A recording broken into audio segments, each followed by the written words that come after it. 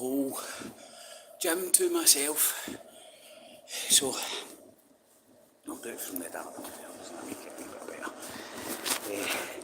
So that's over 300 students now being arrested in New York across 2 campuses alone. So when the arrests come in from LA and elsewhere, God knows what the final number will be. And remember, they hate us for our freedom, everybody. They hate us for our freedoms. The freedom to protest. Oh, hold on, that's gone. The freedom to say, freedom is... No, that's gone. All the freedoms they seem to hate us for, the government seem to be taken away from us. Ain't that strange? Your freedom of movement? Oh, fuck, what am I saying? Freedom of protest, freedom of speech, freedom of movement, freedom to work unmolested. Gone. Gone are the days. So 300 protesters arrested in New York across 2 campuses. And let's not forget what I witnessed coming out of LA earlier on this morning, late into the night in LA, was the protesting camp. You agree or disagree with what they're protesting? A bunch of Jesus sandal wearing hippies sitting in a camp late at night.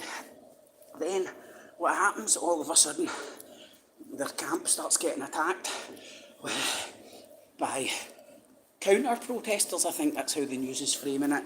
Aye, people who want to protest their protest. So they're basically the people that agree with genocide, if you want to go down logical routes. And hold on, man, that's a bit better, there's a wee bit of light. And they allowed, the police stood round the corner for 2.5 hours while it kinda kicked off. It was relatively peaceful. I mean, I've seen fucking worse gang fights, you know. It was just at handbags at dawn.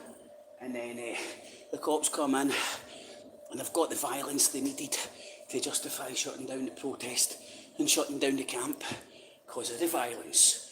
Who put the violence there? Remember, they hate us for our freedoms.